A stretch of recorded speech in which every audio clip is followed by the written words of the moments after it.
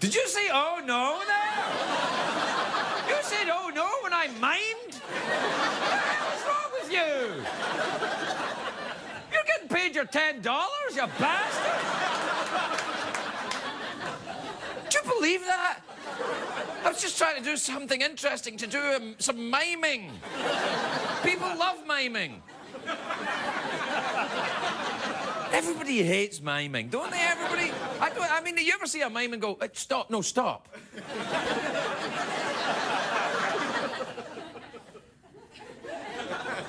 So, you know, if you're a mime and you're watching this show and you're offended, call me, leave a voicemail.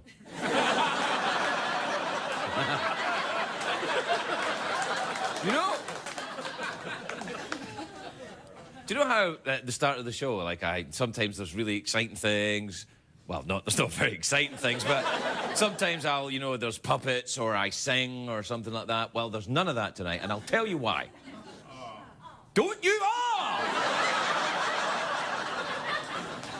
There's some kind of revolution occurring here. This is not... can I take a straw poll? Do I look like Gallup to you?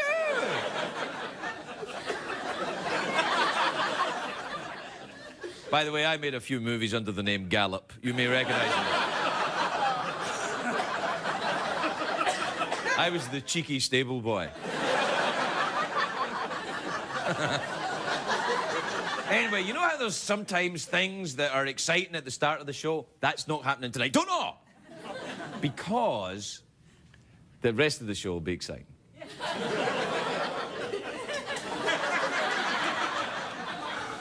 Look, I'll be honest with you, this one's pretty bad, but I really need you to watch because I need this job. There's a recession on and no one else will have me. But if you watch the show tonight, you know, and you enjoy it, then, you'll help the CBS Corporation, and through helping CBS and their advertisers, you'll help America. So, you gotta ask yourself, you know, do you love America or not?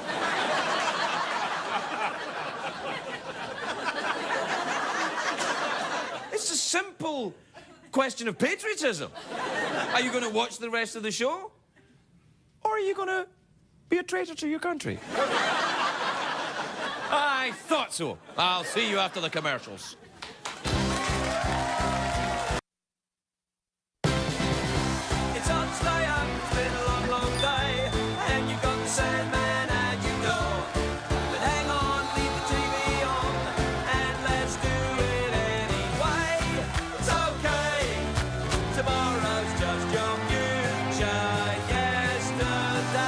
Ladies and gentlemen, Craig Ferguson. Hey! And you, come on in. Welcome to the morning. Welcome to the show. Thank you. Thank you. Thank you very much. Thank you. That's enough. All right. Please, save some of your enthusiasm for later because I happen to know this is a very weak show tonight. This is what in a normal run of events, this show is pretty poor. But tonight, it's god-awful. So I'll need you to do the fake hooray! But not yet. No. This is the good bit. I know. It's going to get worse than this. Oh, yeah, it's going to get worse than this.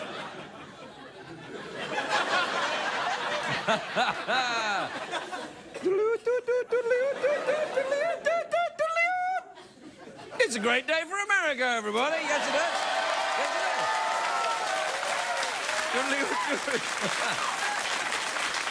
Actually, sometimes I say that and you go, well, it's not really that great a day. But today it really is a great day because the drug companies have announced they're going to give away free boner pills to the unemployed. Take this job and shove it, pal. They say that if your unemployment goes on for more than 4 hours, you should call your doctor. Amazing. To raise money for California, the Governor Schwarzenegger said he's willing to sell some of the state's aging landmarks, like San Quentin Prison's up for sale. I know. So far, the only bid has come from Dick Cheney, who apparently wants to use it as a vacation home in the summer. I can just relax in the atmosphere. John McCain's mother was on TV last night saying she doesn't like Rush Limbaugh. I know. I think I speak for us all when I say John McCain's mother is still alive.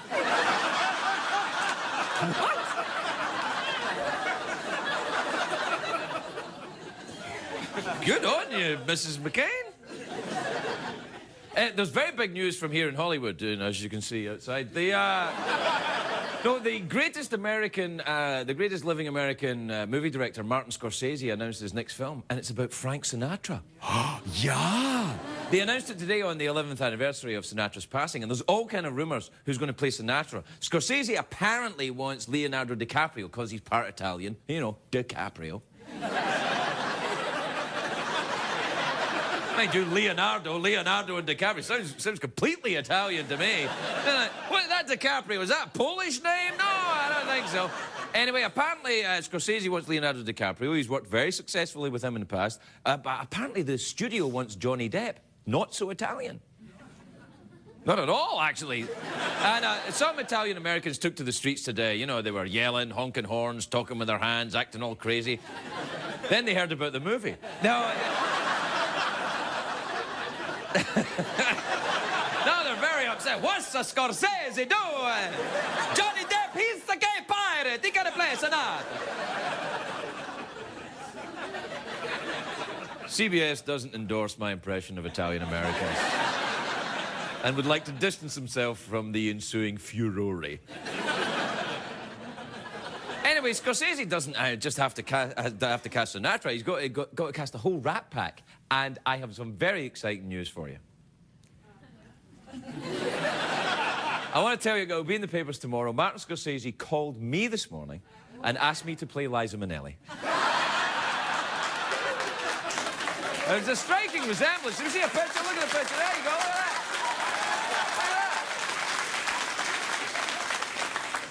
Look at that. I think it's true. Am I the only one that sees this? Never mind. Anyway, apparently Scorsese's movie is going to focus on Frank and the woman in his life, because he once married Mia Farrow. And given Sinatra's reputation, people thought Mia Farrow was crazy for marrying him, this was, of course, before she married Woody Allen. And they knew she was crazy.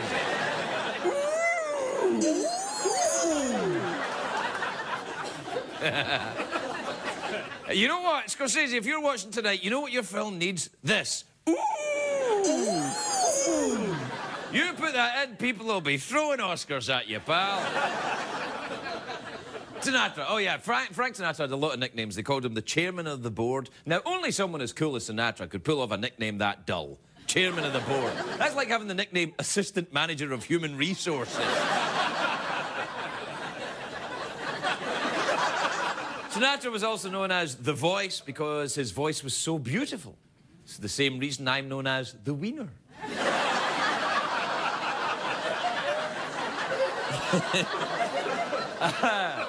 That's not a joke. He was also known as Old Blue Eyes, but I don't think he liked being called that. No one wants a nickname, old. Old anything. You know what he called old. If you called Frank Old Blue Eyes to the face, he'd give you Old Black Eyes. This was back in the days when pop stars were tough, Frank. Can you imagine a Jonas Brother showing a punch?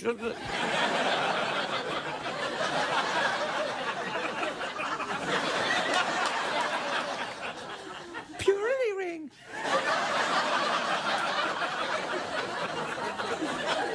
It might bruise you. Anyway, Sinatra, this is what I'm talking about.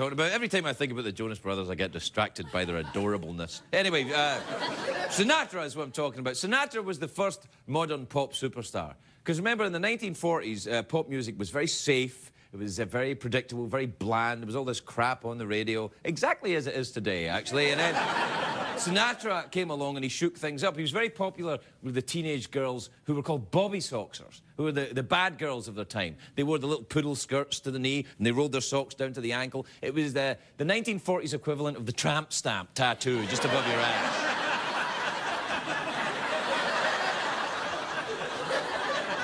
I love you the most, Brett. Black velvet. Now, the ladies love Frank. You know why women love Frank? Because they love a crooner. A real crooner can sing anything, and women don't care. They don't even care what the words are, as long as it's crooned. As long as you croon it, it's fine. Your ass looks fat in those jeans. Oh, thank you. It's true. Sinatra was so cool, he didn't even need bother with the words of the song. He'd just make up words and sing them. Ring-a-ding-ding, roody-toot-toot-toot-toot. Jack, baby, tonight. He could take someone else's song and make it his own. Once you heard the Sinatra version of the song, that's the one you remember. You go, send in the clowns. Clowny, clown, clown. Clown, clowny, clown. Clown, clowny, clown, clown.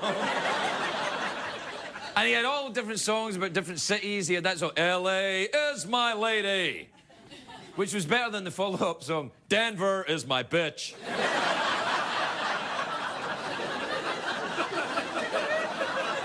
You know, it's a very rare combination of singing and acting talent, though, Sinatra. There's only one person that could do that today. Only one, of course, and that would be Timberlake.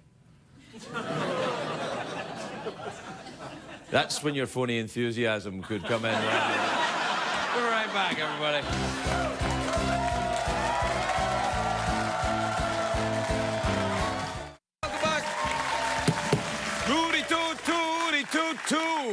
Tooty-toot, Jack, baby, tonight. Tonight.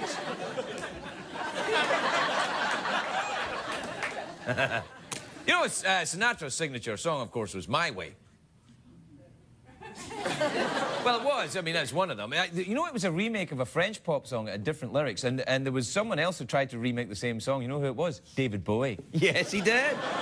You imagine David Bowie singing My Way, and he'd put in all the David Bowie things. He'd do the, and now the Triceratops is here. I face the deadly creature.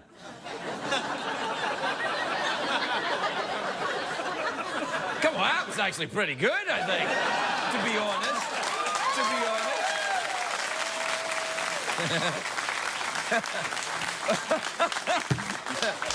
Yes, you go a long way in show business, Ferguson, with your not very bad impression of David Bowie. Why, you're going all the way to the top.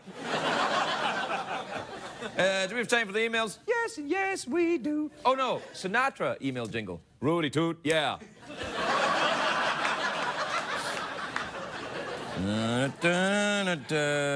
This is from Bill in Brunswick in Georgia. I'm not going to read it, but I wanted Bill to know.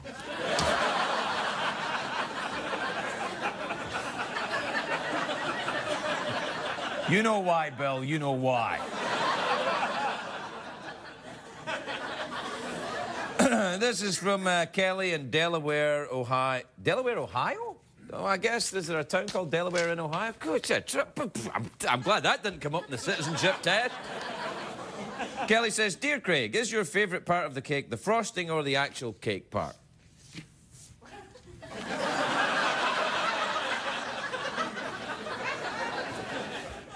Well, it depends on the cake itself, doesn't it? I mean, if you've got your carrot cake, my favourite type of cake, and then you have frosting made of chocolate, which you don't get on a carrot cake, but if you did, then that'd be something.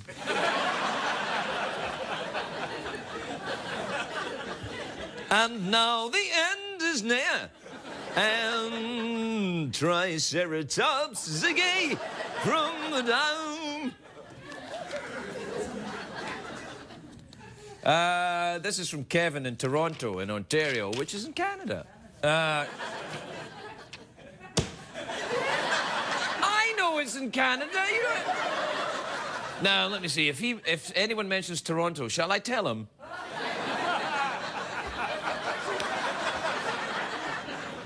I know where Toronto is. I've been to Toronto. I've got friends in Toronto. I've got relatives in Toronto. I've got Toronto tattooed on my chest. All right, one of these things isn't true. Anyway, Kevin says, Dear Craig, are the commercials coming up after this email? Nope. Nope. This is from Angel in Norwich, in Connecticut.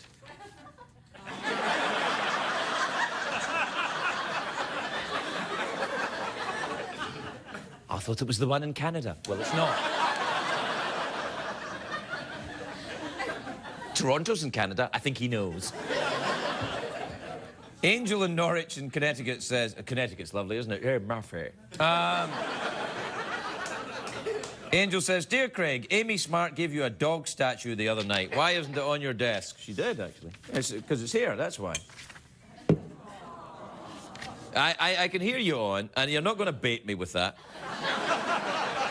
I'll tell you why it's not on my desk, because it creeps me out.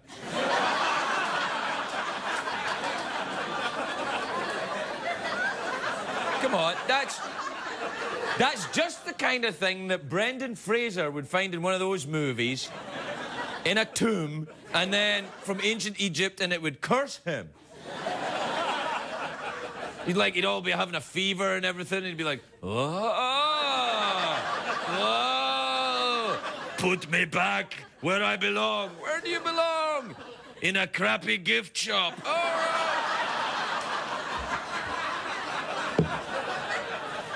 No, Amy, I'm kidding. It's a fantastic present. The best present I've ever received since my rattlesnake cup.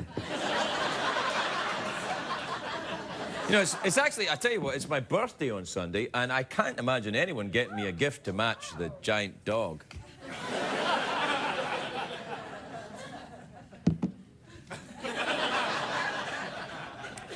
Remember that email when the guy asked if the commercials were coming up? Well, they are now.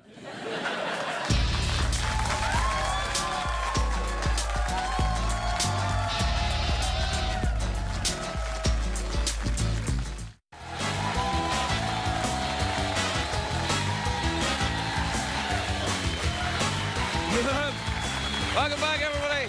Welcome back. I'm just getting the fake thing that isn't really there off my desk. It's an old late-night tradition. You go, oh, let me just do this. I'll just move stuff around, drink my beverage, even although I'm not thirsty.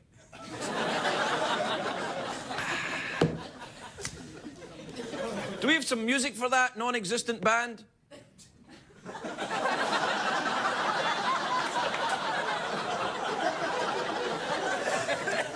No, you the man.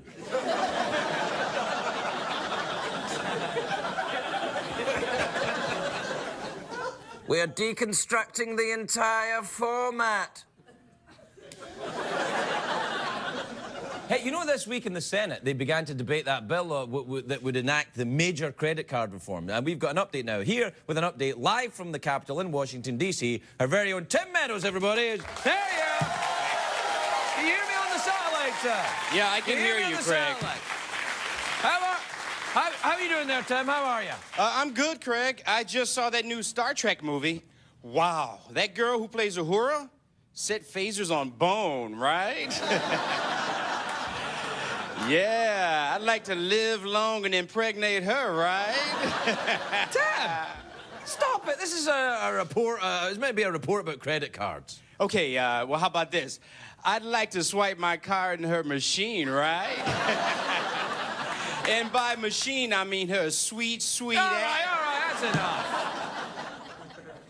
I know what you mean. All right. All right. Now, tell us about the credit card reform bill. Well, Craig, that bill would bring major change to the industry, but the new laws wouldn't go into effect for 9 months. That's enough time to make a baby with Uhura. Knock it off, Tim. Now, if this bill passes, it would end unfair lending practices like blanket rate hikes and universal default. Yeah, it would also end my insomnia because it's so boring. Hey, can't we go back to talking about me having sex with Uhura?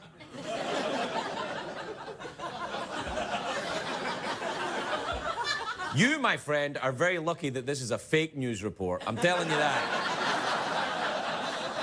Have you even read this bill? Oh, hell no, Craig.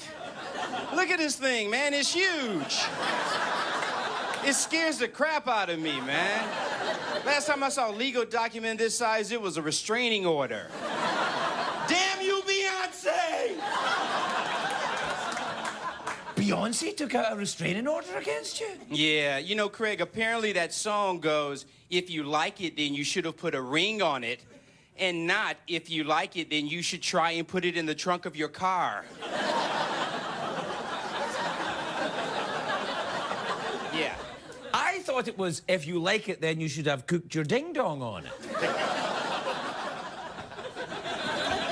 Anyway, Tim, what about the identity theft? That's something people are very worried about, the identity theft. There are people, they're worried about it. Yeah, they are worried about identity theft. I'm one of those people that's worried about identity theft, Craig. That's why I only use one card. Tim,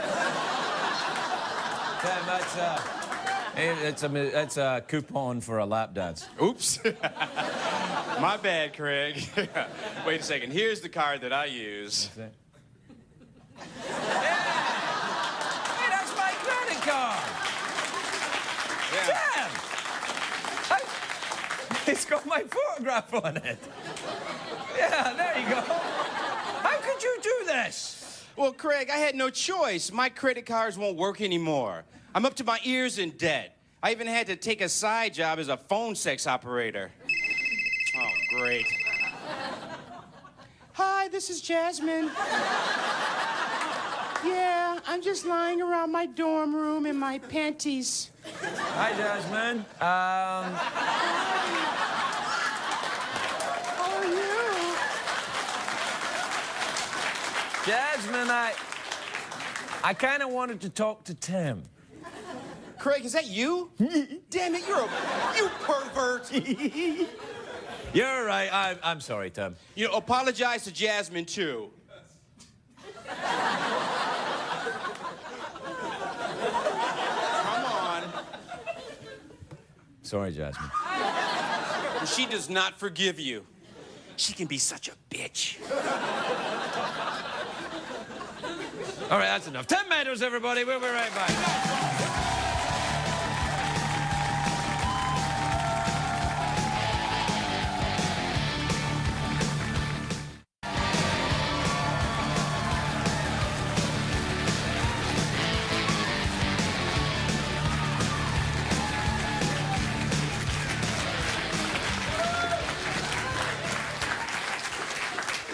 I'm sorry, I suffer from restless leg syndrome.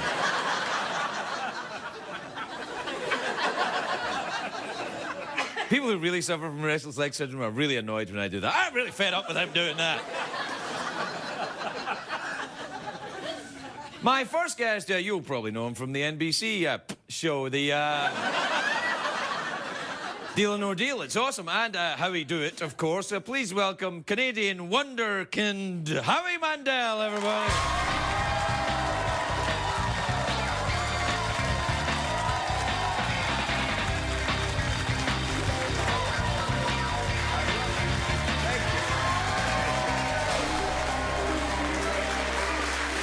Thank you. See, I did that thing because I know you've got a touch of the OCD about the contact, so I just did that instead. Well, I love that. I wish that would just take off, that there was no more touching. Yeah, all right. No more touching. You know, my wife usually feels the same way, too. No more touching? I don't know. I thought you were getting better with it. No, I'm not. I have OCD, and this whole, the swine flu thing is it must be driving you, because No, I actually feel... What? Whoa! No, I feel like the whole world, it's like a big I told you so. Now the world... Well, yeah, a little bit. Last time I was here, you had a little cough. And now look what happened. It blossomed into the swine flu. That wasn't... I'm not responsible for the swine flu. Oh, I didn't know. All right, so let's move on. No, but I mean, it's like they're telling you to wash your hands. They're telling you to wash your hands like crazy. Don't touch things. Don't touch... And now the whole world is living like Howie Mandel. It's wonderful. Wait. Not many of us are carrying our things in our pants like that. You know Now, what where this is great. Are you This is- choosing- No, they choosing- just gave me pants backstage, and somebody came. I didn't have any. When I come to a show naked, and then I make a decision. Right. But anyway, somebody brought me pants, and this is I think it's the tag from the pants, but I'm going to leave it because it's a good napkin at the urinal.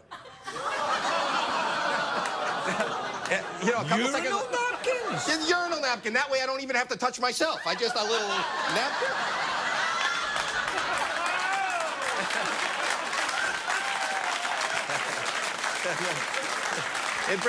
It brings a whole new meaning to wet nap. Yeah.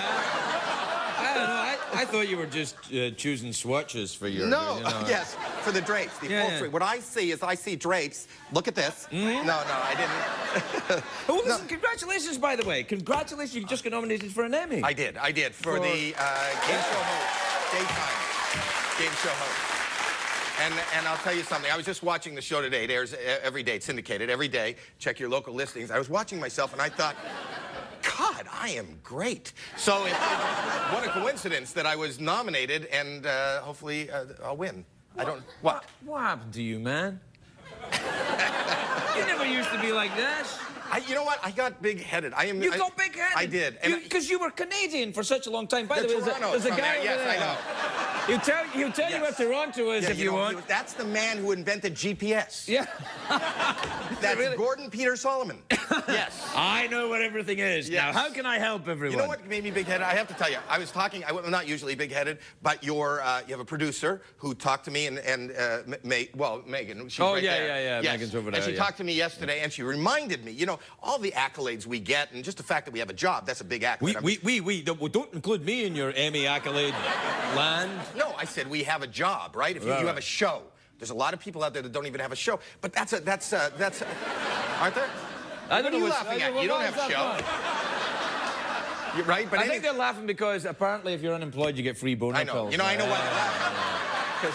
Because I watched the beginning of the show, and you told them to laugh because you said this was the worst show in the world. Yeah, well... So that's why. So let's not talk about that. Let's change the subject. But I'll go back to the subject you were talking about. Why did I become so big-headed? Oh, yeah, why did you become big-headed? Because of accolades. I'll tell you something. You get things in this business that nobody gives you. And I was talking to your producer on the phone, and she reminded me. She saw me tell this story, and it's a true story, and she didn't believe it. And she said, bring it in. You carry all your stories around in pamphlet I have a form? pamphlet story. I have a story. No, the pamphlet, because she didn't believe me. I talked about if you're in the West Valley, I'm not supposed to give the address. They don't want me to plug it. But I will tell you, what does it say? The waxing goddess. The waxing goddess, body waxing. Yeah, it's a body waxing. Okay, look at this. Yeah. Tell me you don't get big-headed when you see this. Look at this. Read that. Read that. Wow, look Don't at that. show the address. Yeah. What does that say? The Howie Mandel. You can For the ladies. Look, it's there. Yes. From $60 to $75. That's what gets me. Yeah. But it depends on the area you have to cover, I think. Well, ma'am, you have a huge lawn. Well, We're gonna have. Wow. You know what also gets me? Like the instructions that I just read them. You made me pull this out. The instructions I read. Look at this. It says like it's going to be helpful in case you're going to be waxed. Showering right before your service softens the hair and allows the hair to be removed with less discomfort. Now, if they are removing the hair there, you think it's to make it easier, or do you think the showering? There's a whole other reason why they want the showering. That's what I think. I don't think this is right. And number two, this is what bothers me a little bit, because I live in this area, and my son, who's 19 years old, is doing very well, and he's dating. And I can imagine at one point it would be very off-putting to get wherever he's trying to get and find his dad there. You don't want to, you know what I'm saying?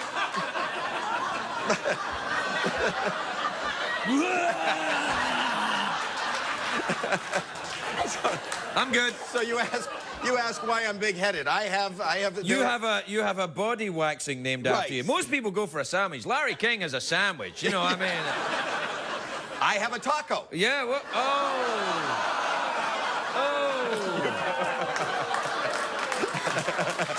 You know.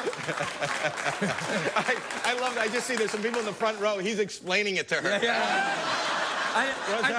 What does that mean? It's in Canada. Yeah, right. It's in Canada. Hey, listen, you were up in Vegas. I didn't see you. Paula came to see me. You were with Paula Abdul. Paula came to see me backstage, and you went. I was shooting Howie Do It, and they set up the cameras. And in between scenes, I wanted to see your show. So every time I would do my work, and then I'd run into the room and see you. My show? To see your show. He's hysterical. Did you buy a ticket? No. No, do you know who I am? I have vaginas like this. I don't have to buy tickets. But, no, I didn't. But you're hysterical. If you get a chance at the you always play the MGM? Usually, the Hollywood Theater? Yeah, if you get a chance and you're in Vegas or wherever he is, hysterical. I saw like 6 minutes and then I went out and worked for half an hour and then I came in and I saw another 4 minutes and then you know, it's very hard for me These are the best 6 and 4 minutes I do. The rest of the time is just filler. I just talk about waxing that's named after me and stuff like that. Do you like Vegas? Vegas is very hard for me. Why? Oh, because of the cleanliness. The cleanliness, Everybody's touching. I'm touching, but I have fun because I'm not really around crowds a lot, and that you have to be around crowds. I was telling this I do. I've done this with my wife a lot. It makes her mad, but it's fun to do. I do this in malls with my wife, but if you're in Vegas, you know how it's really crowded in the casino. Yeah. I'll do this in the casino. I'll be walking through the casino, and then every so often, for no reason at all, I'll go oh, like that. I do that, which is it's not that funny in itself, but I swear to you, if you're in a crowded casino and you go oh, like that, the guy right behind you, he'll do that too. And there's a great moment. There's a great moment right when I come to a stop where he goes, "What was it?" And I go, "I don't know." And then I do that a lot. They've asked me not to walk through the casino. No, don't walk through the casino. No, so I go through the kitchen and I go to catch your act, and I do that. But my wife, the family likes to come. We go there and we do shopping in the restaurants and that. And all right, you okay? Because we're done. We have to go to commercial, but I want you to let you settle before we go. I've got to settle? Yeah. Just give me a second. Give me a second. Give me a second. Give me a second. Okay. All right. Go. Go. Go now. Go now. Howie Mandel, everybody. We'll be right back.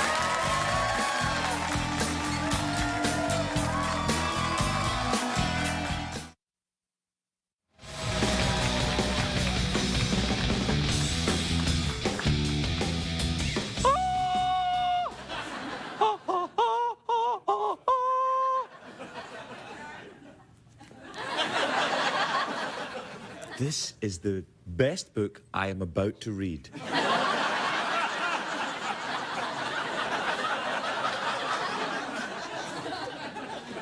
And the author of this book, who is a best-selling author...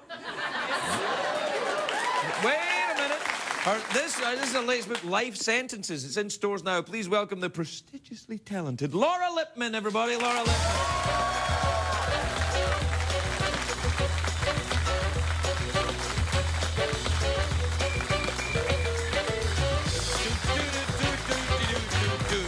Laura, here, look, there's you there on the back.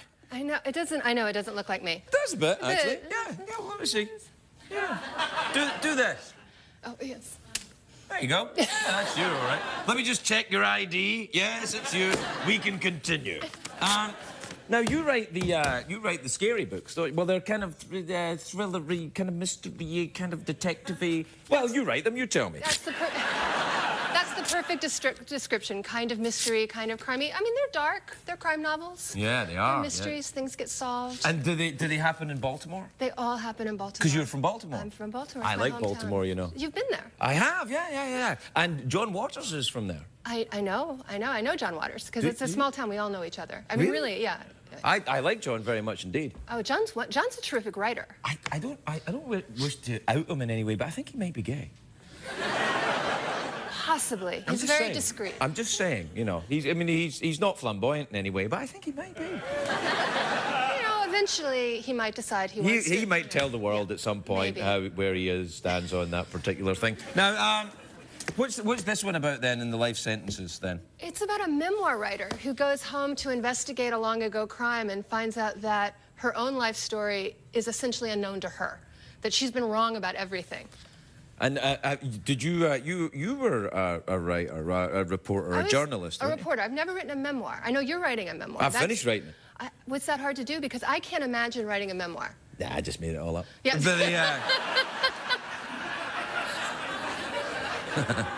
I didn't, of course, for legal reasons. That's all crap.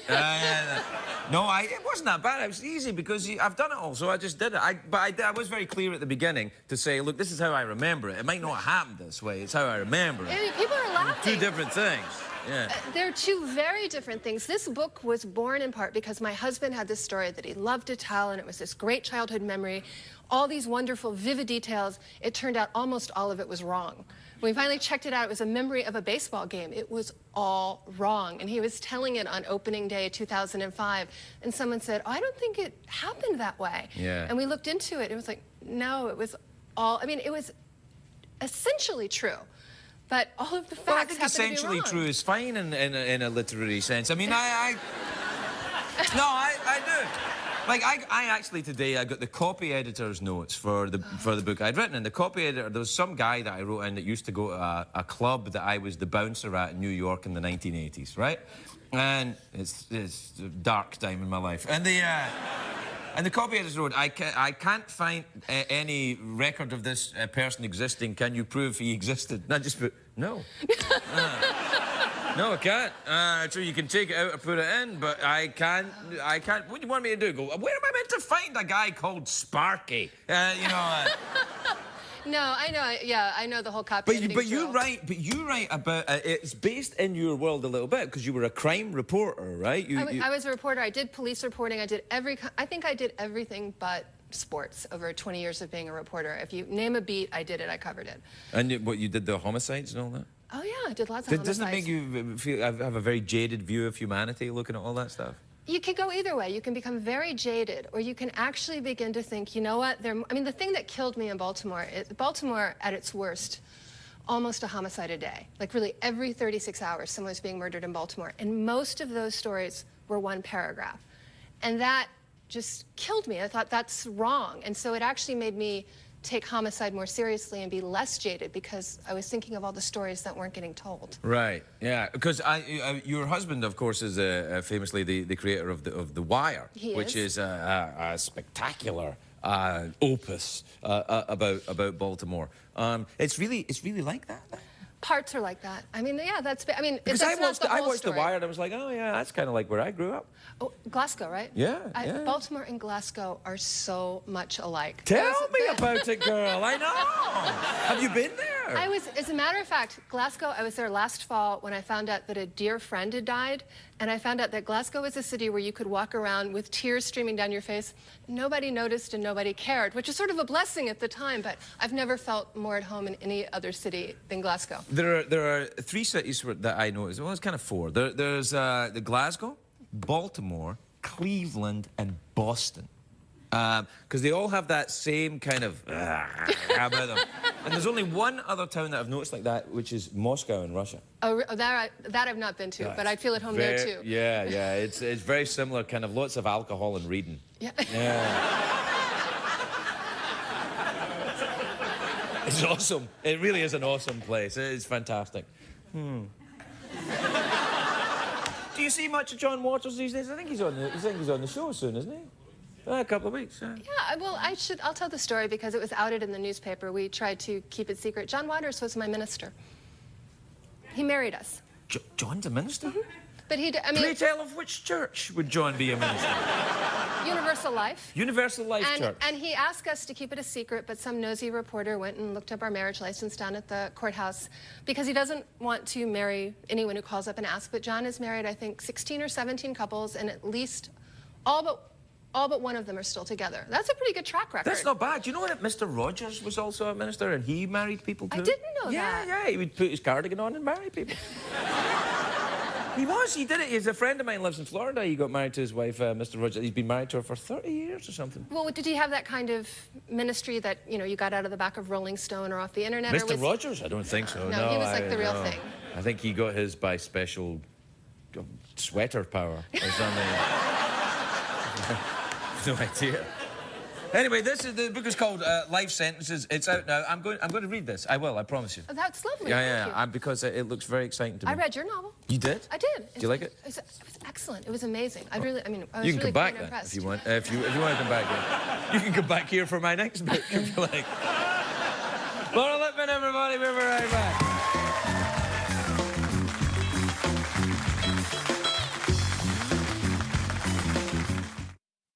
What did we learn on the show tonight, Greg?